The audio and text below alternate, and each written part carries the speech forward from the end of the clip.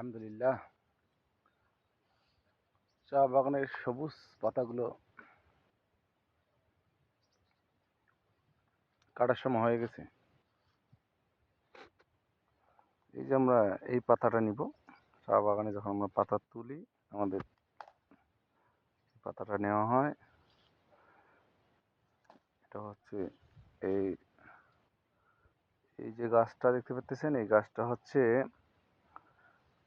25-26 জাত বলে। এই জাতের ফলনটা একটু বেশি, কিন্তু চায়ের যে গ্রেড গ্রেড একটু কম।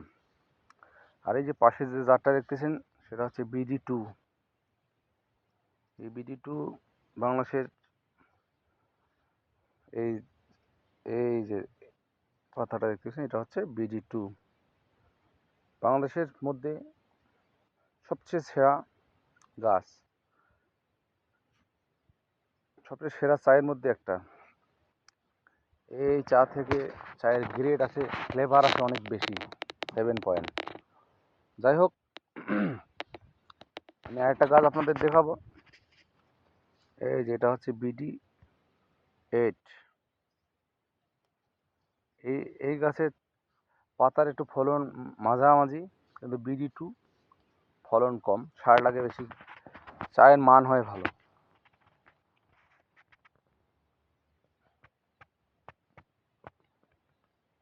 যতদূর চোখ যায় শুধু চা বাগান আর চা বাগান। আলহামদুলিল্লাহ, আল্লাহ তাআলা এই চা বাগানটা করার মতো সুযোগ আমাকে এবং আমার পরিবারকে দিয়েছেন, সেজন্য আল্লাহর কাছে হাজারো শুকরিয়া।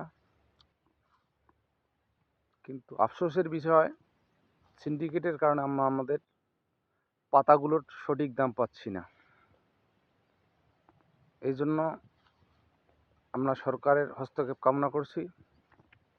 আগে যখন আমার বাগানটা খুব ছোট ছিল, অল্প বাগানে আমি প্রতি 40 দিনে 60,000 টাকা ইনকাম করতাম। আমি আশা করছিলাম যে আমার বাগান এখন ডাবলেরও বেশি, আমি অন্তত 1.5 লক্ষ থেকে 2 লক্ষ টাকার কাছাকাছি পাতা বেচবো প্রত্যেক 40 দিনে।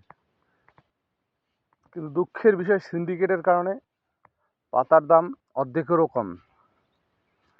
যেখানে পার্শ্ববর্তী রাষ্ট্র ইন্ডিয়াতে 1 কেজি পাতার মূল্য হচ্ছে 32 টাকা, 60% পর্যন্ত ওরা কেটে নেয়। আর আমাদের সিন্ডিকেটের কারণে সেই পাতা আমরা বেচতেছি 10 টাকা, 11 টাকা। এই পাতাগুলো আমরা আগে বেচতাম 26 টাকা, এখন 11 টাকা বেচলেও দেখা যায় তারা 50%, 40%, 30% পর্যন্ত পাতা কেটে নেয়। দুঃখ অনেক, কিন্তু বলবো কাকে। যাই হোক, আল্লাহ যেন এর থেকে পরিত্রাণ দেয়, তাহলে আমার ব্যবসাটা আবারও চাঙ্গা হয়ে যাবে। এই আশাবাদ ব্যক্ত করে আমি আমার কথা শেষ করছি। আসসালামু আলাইকুম রহমতুল্লাহ।